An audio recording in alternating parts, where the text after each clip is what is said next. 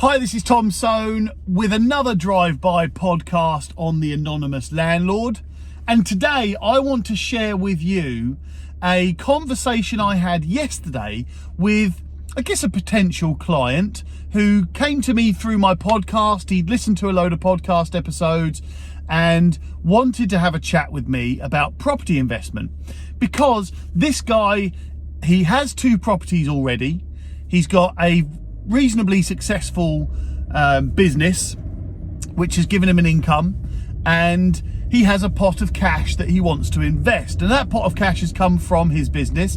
He's built it up over the years, and now he really wants to get into property seriously. So his target was actually to achieve this famous financial freedom that everybody, well, it's a buzzword at the moment, isn't it? Everybody's talking about financial freedom. I take it a little bit further than that, and that's why I do the Anonymous Landlord movement, or philosophy, if you like, because I think there's financial freedom, but then there's also being free of time and money, or free with time and money. Because what's the point in having one without the other? What's the point in having all the money in the world if you haven't got any time to enjoy it and enjoy the fruits of your labor?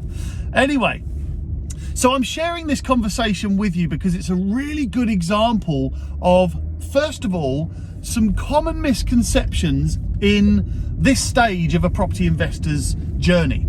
So when you're kind of at a crossroads, aren't you?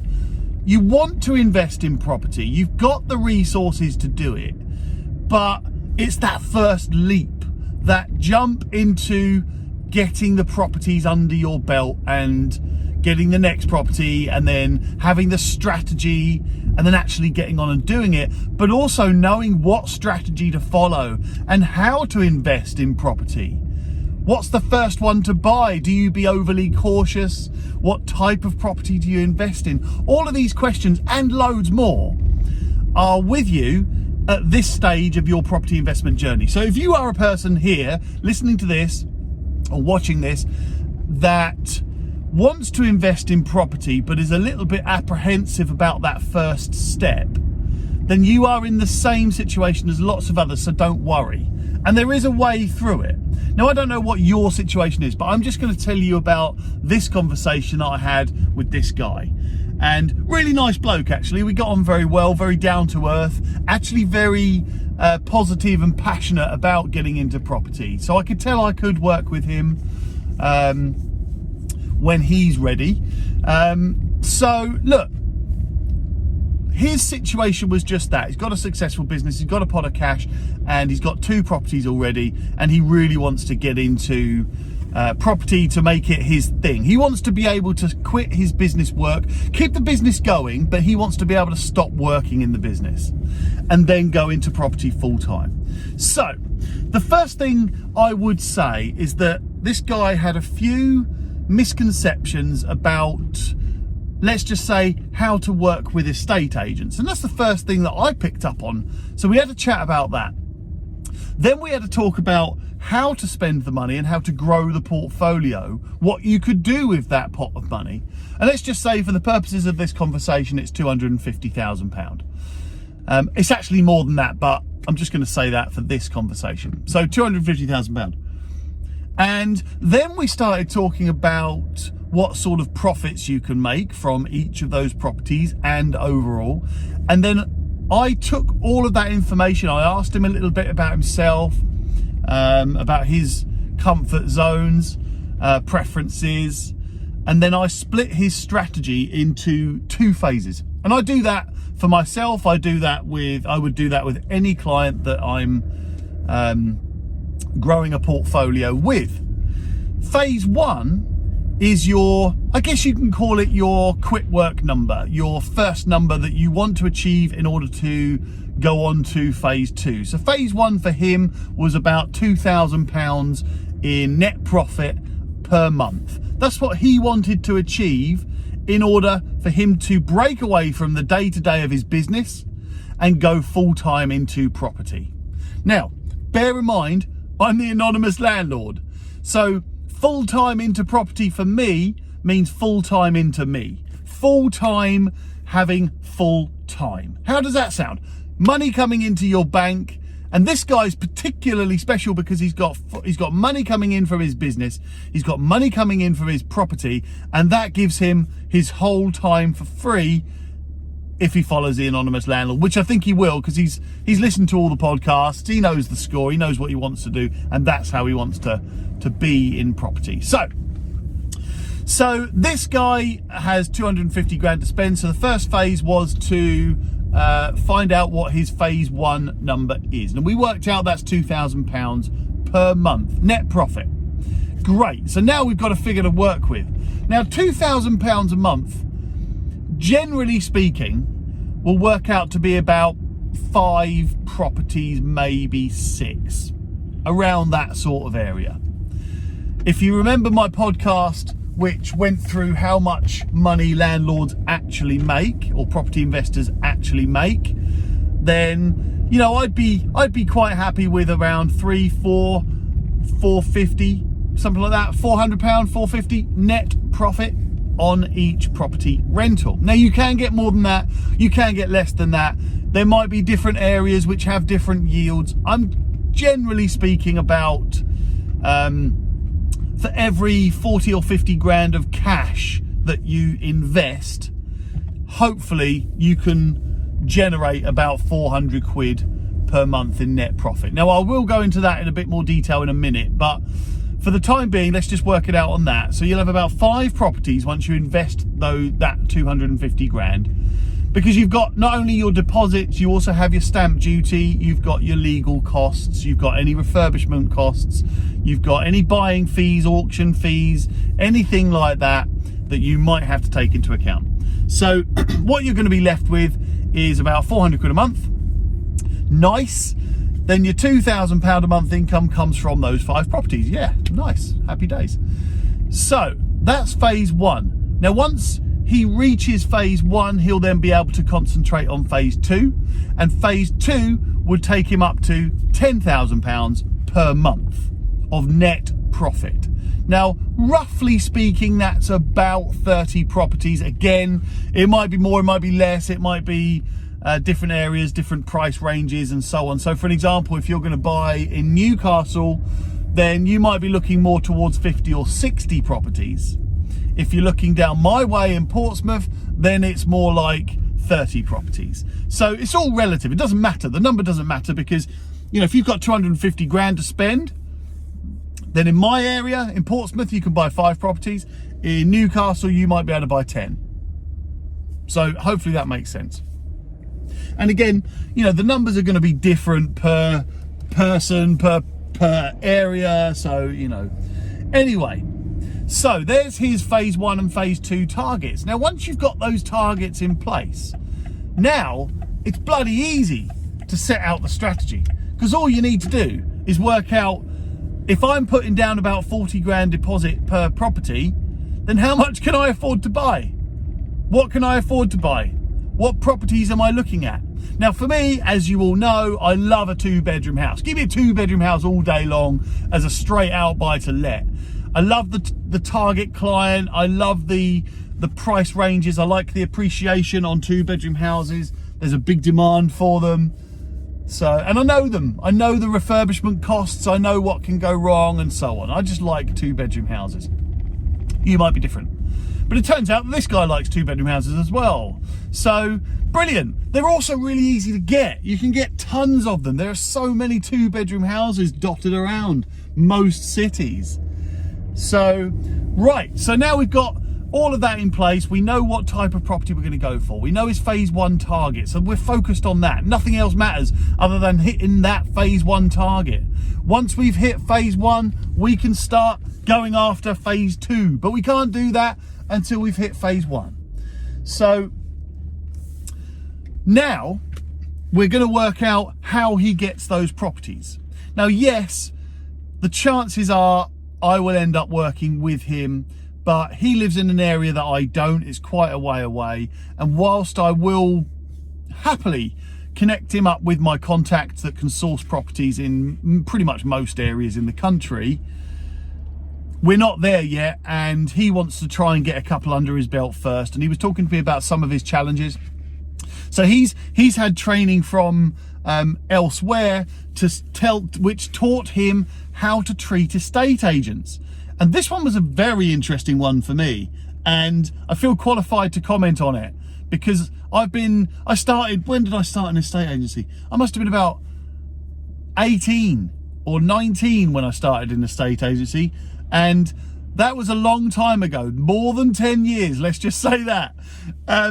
But you know, for all that time, I feel I've built up enough qualification to comment on this. Now, part of his training, get this, I'd love to know your thoughts on this. Get this, part of his training was to go round all the estate agents with chocolates and beers and drinks and stuff and give them all little gifts and presents and all of that cheesy stuff. Now, look, I'm not going to say don't get estate agents presents, that's for sure. But I'm definitely not going to say that will win you business, because it will not. Actually, if you go round and just get loads of chocolates and go into estate agents and say, here you go, Mr. and Mrs. Estate Agent, here's some chocolates for you. Have you got any properties? Whoa, hold on a minute. No, that does not work for me. I actually would be very suspicious of you if you did that. As an estate agent, I'd be thinking, what the hell? This guy's just giving me chocolates and then asking me for a property. Let's just talk about property. Now, anyway, that was one little part. Outside of all of that, there were things like ring around the estate agents every day. Go into the estate agents every day. Don't do that. Oh my goodness. Can you imagine, right? Think about in your job, you had a customer that came into your office every single day and phoned you every single day. How would you feel about that? And bearing in mind, they're not paying customers. They're actually not even customers. They're just contacts. Because sorry, everybody, but buyers don't pay estate agents. Sellers do. So I know about this training and I've heard about this training, and I disagree with that philosophy. Some of that estate agency type training and nurturing estate agents is good.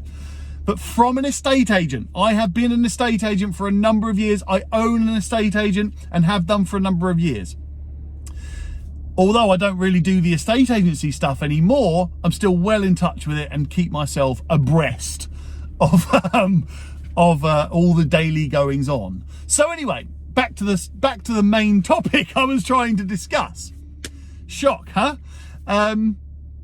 So yeah, don't go round all the estate. This is what I said to this guy. No, don't go round bombarding the estate agents with calls and visits, and don't go round giving them loads of sweets and chocolates and beers and drinks and wines unless you're genuine about it, unless you're actually rewarding them for something they've done. Don't go and bloody, what's the word? You're basically trying to bribe them, and you feel that as an estate agent. If someone came and did that to me and just came in with a box of chocolates and said, yeah, here's a box of chocolates, Tom, can you get me a property? I'd be like, well, hold on, you know. Now, let's think of it logically, and I'm going to give you a quick tip here on how to work with estate agents. This is one tip. There are hundreds of tips and ways that you can get estate agents to work with you, and that's the key. Get estate agents to work with you. First of all, yes, go and visit estate agents, but phone them first, because estate agents are horrendously busy. And actually, and this is going to sound crazy, and I'm probably giving you a bit of an insight here, and maybe I should, maybe I shouldn't, I don't know. But every estate agent will feel the same way. People that walk into estate agents are only welcome if they have a property to sell, or they are already pre-approved qualified buyers.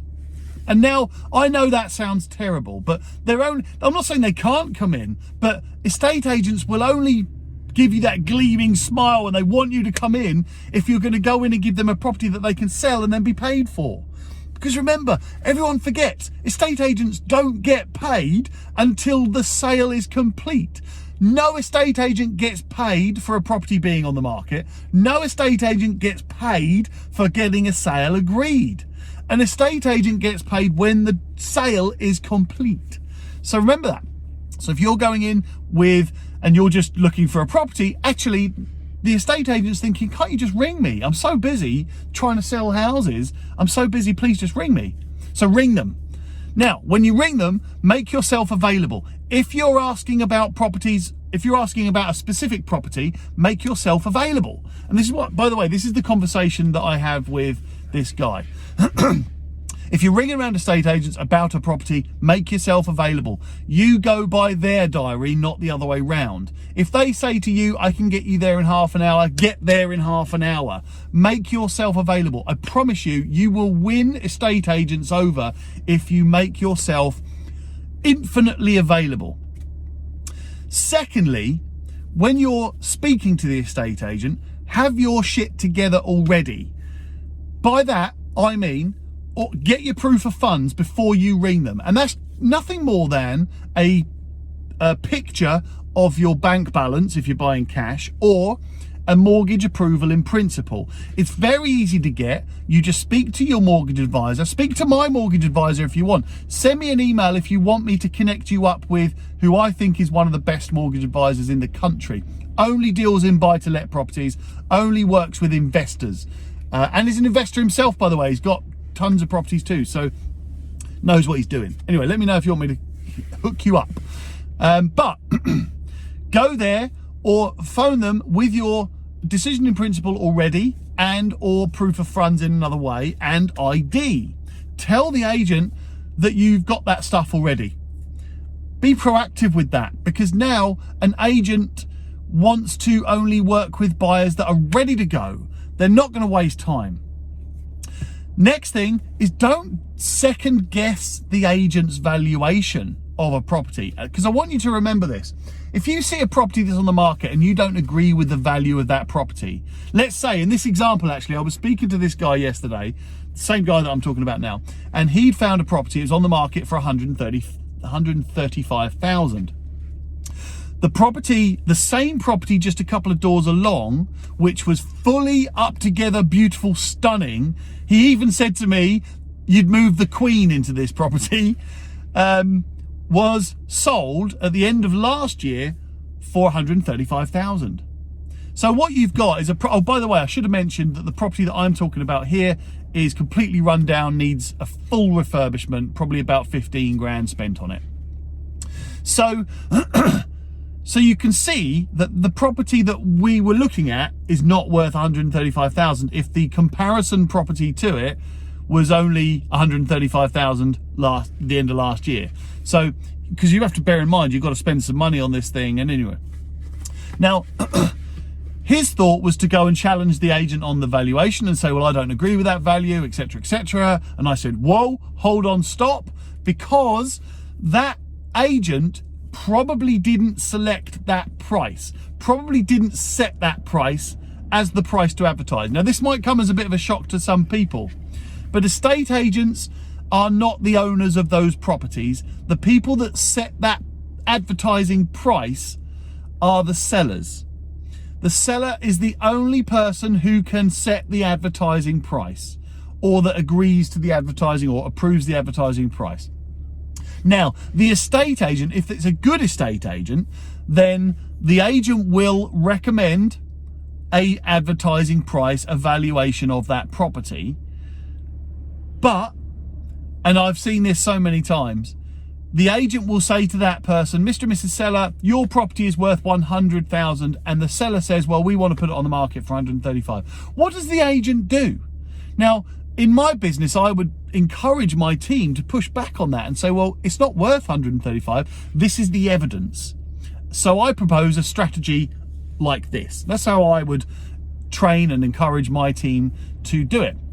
Set a strategy. You might start at, let's say, 125, see how the market is, but the seller has to know that after 2 weeks we're going to bring it down to 115, after another 2 weeks we're going to bring it down to 105, and so on and so on and so on. The seller has to know that, because the agent's job is to sell a property, but we're having to sell a property and we're taking responsibility to sell a property at a price that is dictated by the seller.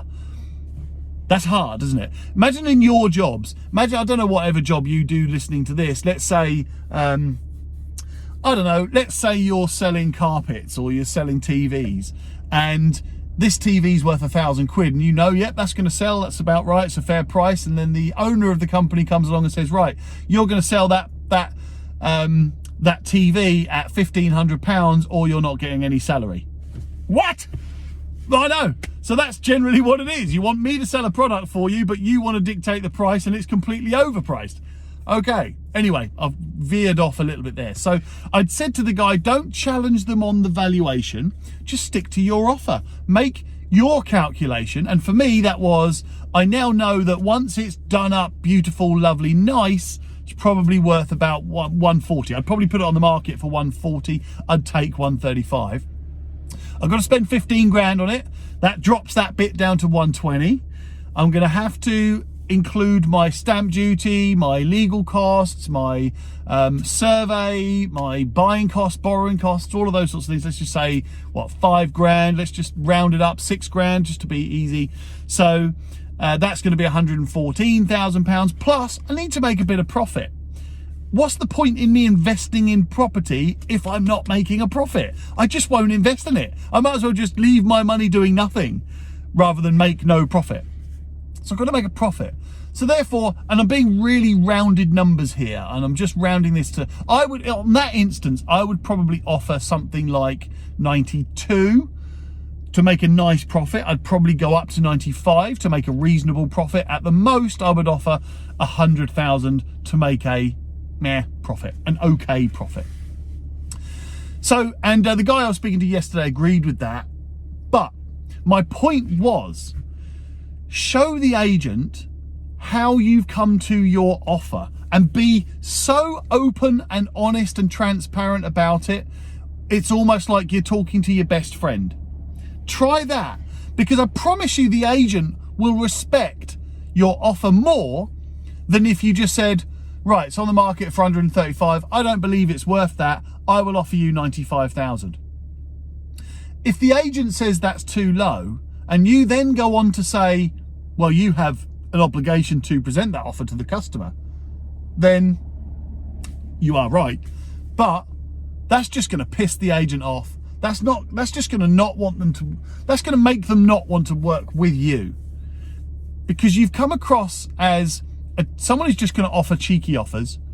So they're just not interested in you. Because remember, again, the agent owes you nothing, and you are not the agent's customer, Mr. and Mrs. Buyer. The seller is the customer.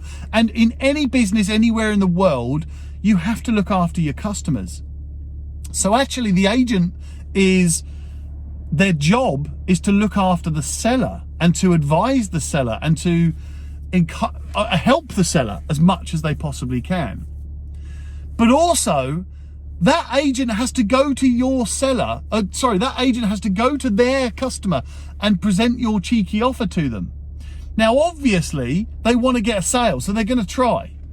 But they have to take that brunt. Now, most sellers will then criticize the agent for bringing them shitty offers for some reason, even though it's not the agent making the offer.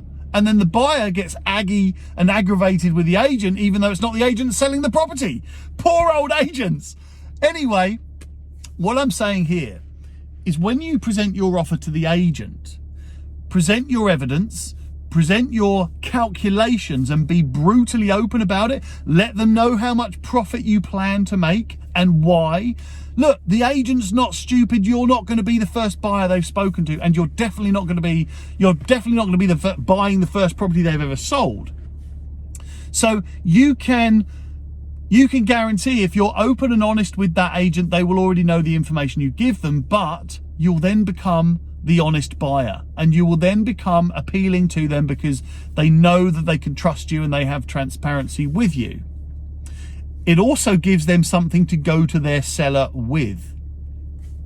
They can go to their seller and say, hi, Mr. and Mrs. Seller, I've got a buyer. He's a very reliable buyer. He's already proved that he can purchase this property quickly and move forward. He's made you an offer, and this is how he's calculated it. The property, once it's completely refurbished, is worth 135,000. It will require £15,000 to bring it up to that standard. there are going to be costs such as stamp duty, legal costs, survey and borrowing costs, which are going to cost him around £6,000. So therefore, the break-even amount is £114,000, but he is an investor, so he needs to be able to make a profit, otherwise there's no point in him buying an investment property. So he has made you an offer of £95,000. That will give him profit of this, and he can progress with this quickly. Now, I'm not saying a seller will instantly accept that because you've given the information, but it's all about increasing your chances, increasing the odds. Now, the odds are higher. You are more likely to get that purchase agreed than you would have been if you hadn't have done that. Now, that's not to say that the owner wouldn't accept the offer if you had been cheeky, but I'm just saying there's less chance. Might be slightly less, might be majorly less chance, but there is less chance. And that's what this is all about. It's all about increasing your chances, increasing the odds in your favor. So share that with the agent and give them something to work with.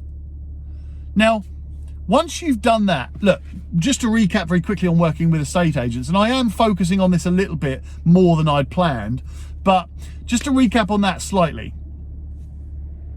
If you are pleasant and available and flexible and absolutely infinitely willing to work around the agent's diary, you will be appealing to the agent. And tell the agent this. Tell the agent, I will be ready to view a property at any time you want me to view a property, because I'm serious about getting into property investment. I'm serious about investing in property. I'm a serious buyer. Next, definitely don't bribe the agent, but do reward them. Don't bribe, reward. They do something good for you, you do something good for them, reward. Easy. Don't challenge their valuations, definitely not, but present your calculation, present your evidence and be open with them, definitely. And then you've got to get out viewing. And now that sounds really obvious. You can't really go and buy a property unless you go and view it. But when I say get out viewing, I speak to property investors that want to, that say to me, Tom, I really want to make tons of money in property investment. I've got money to spend. I really want to do it. And if I said to them, how many properties did you view this month? And they say, oh, I've seen 2. I'm going to say, well, there you go. You're not going to go crazy if, you've got to go and view properties is what I'm saying. Anyway, right. Back to the conversation that I had with this guy, just to wrap that all up very quickly. Where did we get to? What did we finish on? So, like I've said, 250 grand to spend, wants to hit 2 grand a month. So we went over a very brief strategy of going out and buying 2-bedroom houses, which we could try and pick up that below market value, that he could then add some value to. Some people call it buy, refurbish, refinance. I call it a flip to let. I like flip to let. Sounds cooler than a buy, refurbish, refinance. And that's easy, that's difficult to say anyway. So you can definitely go after 2-bedroom properties. This is what I said to him. You can definitely go after 2-bedroom properties. I've given him some advice, not just the estate agency thing. Obviously, I'm not going to tell you the entire conversation or his strategy for you, but I'll give you a couple of little tips, definitely. But there was an entire strategy on building that portfolio to 5 properties with 2 grand a month coming in net profit. I gave him the tips on how he can approach the estate agents and how he can work with them. One last little tip, by the way, with estate agents is give their mortgage advisor the opportunity to talk to you. 2 reasons. Number 1, the estate agent will be more inclined to want to work with you if they're going to earn more money out of you and they get paid for the mortgage referral. Secondly, you never know, you might find a really good mortgage advisor. So give them the benefit of the doubt, give them the opportunity. You will find that goes a long way. And tell them that at the beginning. Tell them that you are prepared to talk to their mortgage advisor. So anyway, this guy I was speaking to yesterday, we're going to probably work together. And I'm probably going to find him a few good investment properties, and I'm probably going to coach him through that process. I don't know. If he wants that, then I think I've got enough availability. But I hope that helps anybody else looking to get into property. it's definitely exciting, and it's definitely something that you can do. And if you do need a bit of help getting over that first hurdle, then give me a shout. I love this. This is my favorite thing to do. And I know I'm not getting paid for it, but it's my favorite thing to do. So I just want to help as many people as I can. But how can I help you? Well, look, first of all, I will obviously give you advice. If you've got a property that you found and you want to find out if it's a good deal, give me a shout. If you want a quick couple of tips on how you can go and find the properties, or if you want me to find you properties, or if you want me to, it doesn't matter where it is in the country, I've got contacts everywhere that find properties for me and my other clients. Now, I only work with a small amount of clients, so I will only work with clients if I have space to do so, because I want to be able to focus on it. So if you want my help, then get in touch. It's always the same way. You could probably email me, tom@pinkstreet.co.uk, or I don't know why I do that, or just message me through my Facebook page, just Tom Soane, Soane. You're probably all following it already. And I'll help out as much as I can, and we'll get you up to phase 1, and then we'll get you up to phase 2, and then phase 3, I won't release what that is now. Phase 3 is very exciting. In fact, I'm going to do a podcast on the 3 phases, because there's so much more detail to those than I can give in this. But you know me, I always try and waffle and cram as much as I can into one episode. But hey, let me know if that helps. If anyone got anything from that, then do let me know. Look, there's so much more to getting estate agents to bring you properties, and that's the goal. If you can get the agents to bring you the properties, or to fight your corner with their clients, that's the key. And you know what? I've been doing it long enough to know exactly what buyers need to do. I'm doing it myself as we speak. So, and it's not manipulating. There's no dishonesty. It's actually the exact opposite. It's outright honesty. It's outright transparency.